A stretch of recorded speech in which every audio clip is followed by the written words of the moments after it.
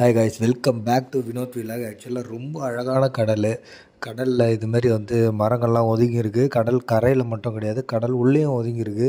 நம்ம ஏதாவது bike casting பண்ணேன்னா கண்டிப்பாக அதில் போய் மாட்டிக்கும். அதனால் பார்த்து கேஸ்ட் பண்ணுங்கள். அது மட்டும் இல்லை, நாங்கள் ஃபிஷிங் பண்ணுற இடத்துல யாரோ ஒருத்தர் சூனியம் வச்சுட்டு போயிருக்காங்க. அதுதான் நீங்கள் பார்த்துட்ருக்கீங்க.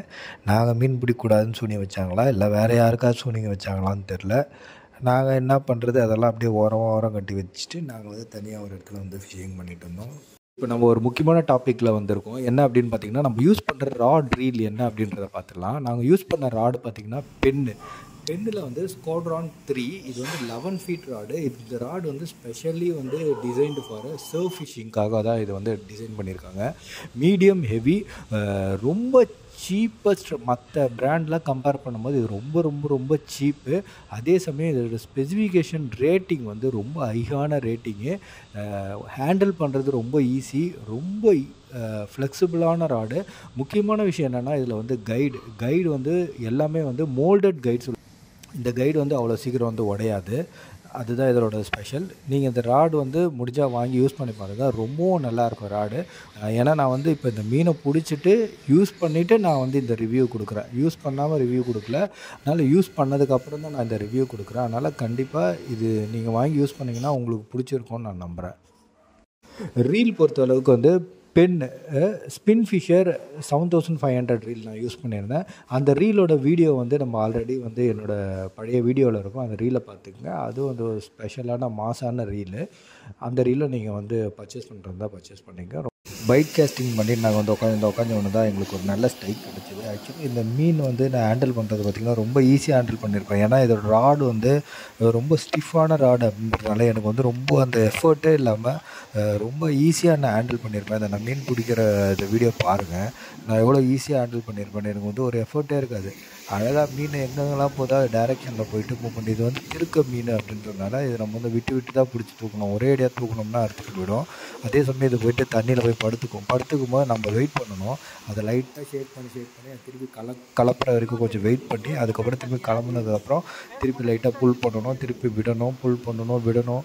இதுமாரி கொஞ்சம் நேரம் பண்ணி ஒரு 15 to 20 மினிட்ஸ் நீங்கள் பண்ணால் தான் இந்த மீனை தூக்க முடியும். ஆக்சுவலாக எனக்கு தெரிஞ்ச நான் எப்படி பிடிச்சேன் அப்படின்றத நான் ஒரு எக்ஸ்பீரியன்ஸாக நான் உங்களுக்கு ஷேர் பண்ணுறேன். மேபி இது ஒவ்வொருத்தருக்கும் டிஃப்ரென்ஸு தனிப்பட்டவங்களுக்கு மேபி அவங்க வேறு ஒரு மெத்தடில் பிடிப்பாங்க. அதுக்காக நான் பிடிக்கிறதா கரெக்டுன்னு நான் சொல்லலை. இது நான் பிடிச்சதை பற்றி நான் சொல்கிறேன், அவ்வளோதான். சரிங்களா? அதை நீங்கள் மற்றவங்க நல்லா ப்ரோ ஆங்கிலர்ஸ்லாம் இருப்பாங்க. அவங்க தப்பாக நினச்சிக்காதீங்க. தப்பான கைட் பண்ணுறான் அப்படின்ட்டு யாரோ நினச்சிக்காதீங்க. நான் என்னோடய எக்ஸ்பீரியன்ஸை நான் சொல்கிறேன். இது மாதிரி தான் நான் பிடிக்கிறதா நான் சொல்கிறேன். அதுக்கு இந்த ராடு இந்த ரீலும் ரொம்ப எஃபர்ட்லெஸ்ஸாக இருந்தது. எனக்கு அந்த மீனை பிடிக்கிறதுக்கு ரொம்ப எஃபர்ட்லெஸ்ஸாக நான் அந்த மீனை தூக்கிறதுக்கு யூஸ்ஃபுல்லாக இருந்தது. அதுதான் நான் சொல்ல வரேன்.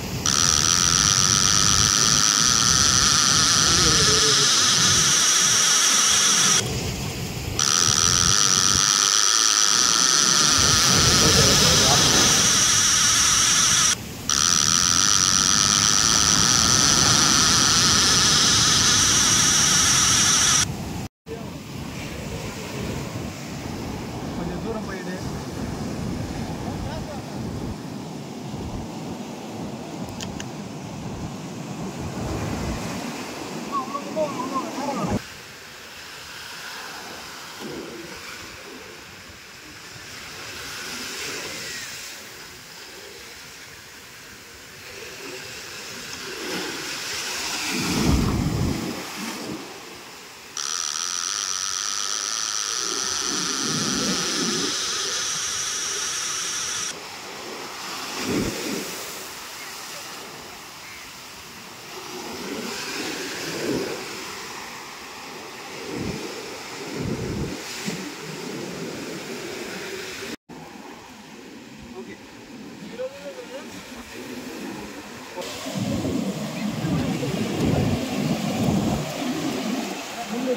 போயிட்டு மாட்டிடும்.